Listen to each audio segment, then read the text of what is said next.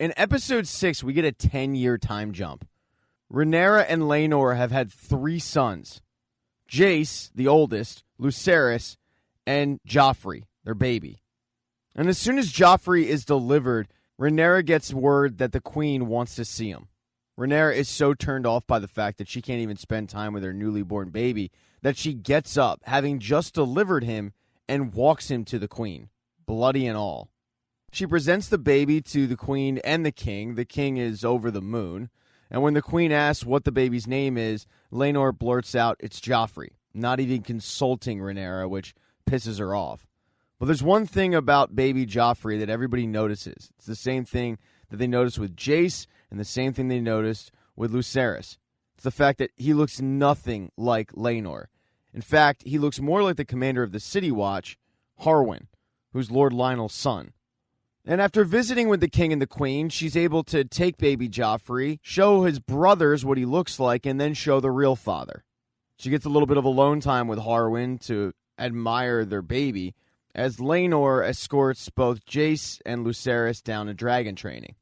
And the kids do dragon training with their cousins, Aegon, who's Viserys' oldest son, and Aemon, who's his youngest. But Aemon doesn't have his own dragon. He doesn't even have his own dragon egg. And it's something that he's really insecure about. So when Aegon and Jace and Lucerys all say, hey, we found you an egg, Aemon gets pretty excited until he finds out that it's literally just a pig that they taped wings to. He gets pretty upset by this and annoyed, and then he does something that he's been yelled at before to not do. He travels down to the dragon pit, where he sees the power of these beasts, and he gets pretty scared and caught.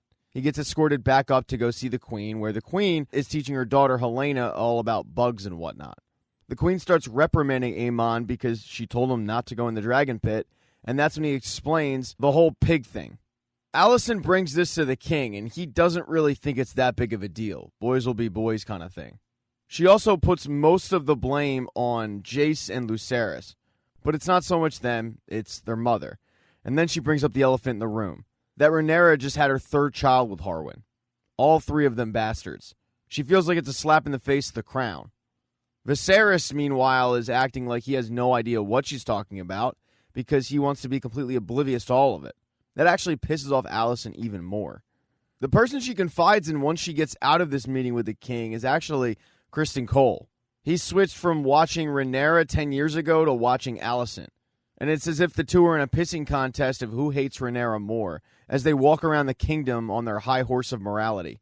After bitching and moaning to Criston, she goes and talks to Aegon, who she catches in a very interesting situation. He was jerking off in a window over the city.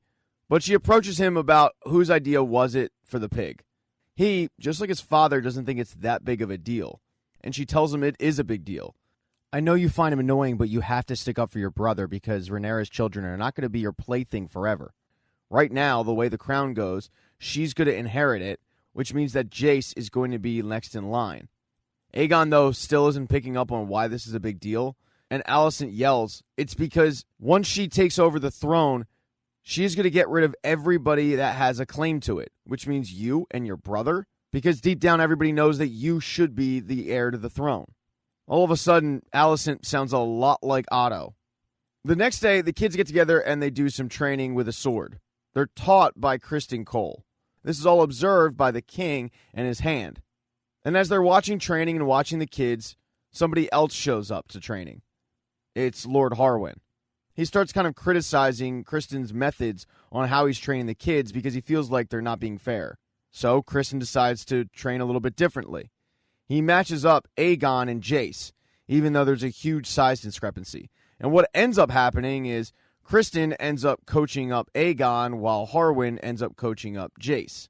It gets really contentious to the point where Criston says, you know, your investment in this is kind of weird.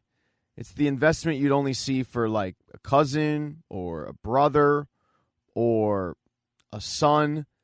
And when he says that, Harwin starts beating the ever-loving crap out of him in front of everybody, all but confirming everybody's previous suspicions that Harwin is their dad. It doesn't take long for the news about the fight to break out throughout the castle, and when Rhaenyra finds out, she goes to talk to Harwin about it, but she overhears a conversation between Harmon and Lord Lionel. where Lord Lionel is screaming at Harwin that he's really risking his life with this relationship. But it's not just that he's risking his life. He's risking Lord Lionel's life, and more importantly, he's ruining any honor that they had.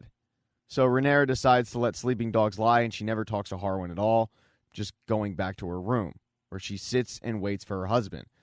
Eventually, Lord Laenor does show up, drunk, with his new lover, and when she gets Laenor alone, she can't even talk to him because he blurts out that he's heard there's a war raging on in the Stepstones.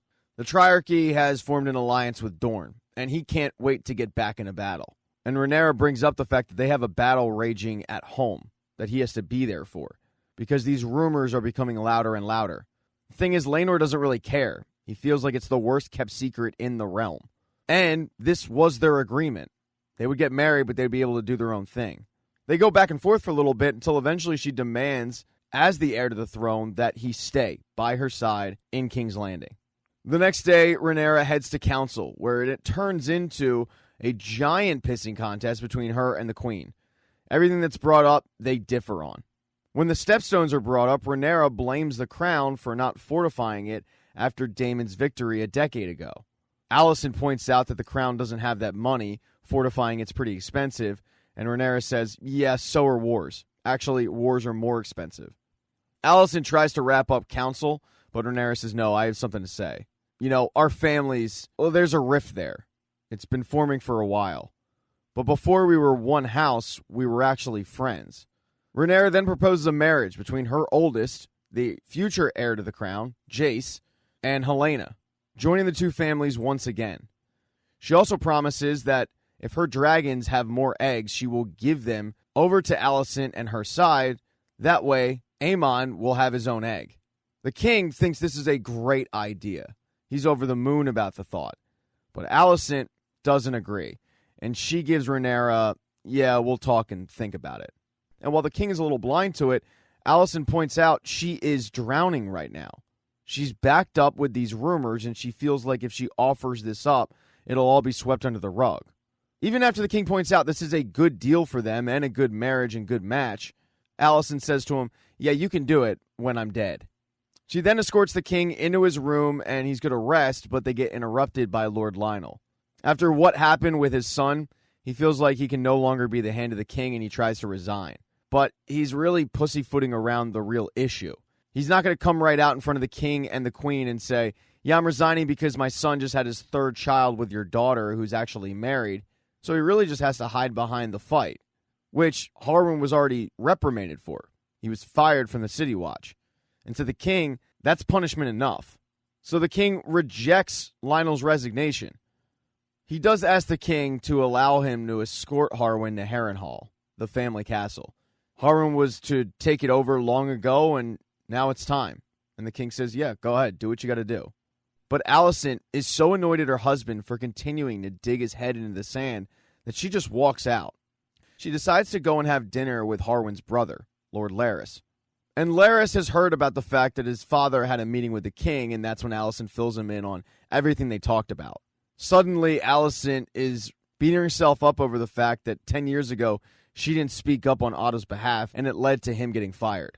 She says aloud, I have nobody in King's Landing by my side. So Larys decides to prove his loyalty to her. After meeting with the queen, he goes down to the prison, grabs 3 people, pardons them, cuts out their tongues so they can't say a word, and instructs them to go to Harrenhal, wait for his brother to arrive, which will probably be the next day, and kill him. But not just kill Harwin, kill Lionel as well. And sure enough, the next day, Harwin says his goodbye to his bastard family, saying that he'll see them again, but it just won't be for a while, and taking off to Harrenhal, where Larys' minions set fire to the castle and everybody pretty much dies. When the queen finds out, though, she's not happy at all. In fact, she's mortified. She tells Larys, this isn't what I asked for. And he tells her, you know, I'm pretty sure you'll pay me back one day, when the time is right, all while having this smirk on his face. But Harwin isn't the only person that's leaving King's Landing. So is Rhaenyra. She goes up to Laenor and says, yeah, we're out of here. We probably should have left a while ago. We'll go to Dragonstone. The relationship I offered between Jace and Helaena, that's not going to be approved, and I'm sick of the rumors here. So the couple heads off. She even allows Laenor to bring his latest lover. And then finally an update on Daemon. He has married Laena Velaryon, and they have 2 daughters, Baela and Rhaenyra, although Laena's actually pregnant with her third. They've been laying pretty low. Their latest journey has them in Pentos, where they've been greeted by the prince, and he has an interesting offer for Daemon. He wants him to live there. They're going to pay him handsomely to do so, and the reason why he wants him to live there is because he wants to protect Pentos. He's heard about this latest alliance between the Triarchy and Dorne, and he doesn't want Pentos being taken over. With Daemon having dragons, that will never happen. Laena has no interest in living in Pentos, but Daemon actually decides to consider the idea. Later that night, when they're alone, she tells Daemon, I don't want my child being born in Pentos. I don't want my daughters to be raised in Pentos. But Daemon doesn't really even listen. The next day, she tries to make a pitch again to Daemon about leaving. She tells him that she's heard from her brother that he and Rhaenyra have had their third child, which even they know about the rumors between Rhaenyra and Harwin. They actually joke about it. But she tells Daemon, I miss my brother, and I'm sure that you miss King's Landing. We should go. But Daemon tells her, no, I don't really miss King's Landing. Daemon's simply content. A day later, she goes into labor with the third child, but it's excruciating. It gets to the point where the doctors have to cut her open to save the baby. She overhears the doctor telling Daemon this, and before Daemon can all but sentence her to death, she decides to take matters into her own hands. She waddles outside and commands her dragon to set fire to her, killing her and the baby before Daemon can even do a thing. And now Daemon is left a widower with 2 daughters to take care of. Thank you so much for checking out this recap. Please consider subscribing to the channel and subscribing to my Patreon. Hit thumbs up if you liked it. Smash that thumbs down button if you thought it sucked. If you left a comment, I don't get back to you. I usually don't check the comments unless they're like a super comment. Also, if you don't see the next video up on the end screen, not to worry. It'll be up in a day or 2.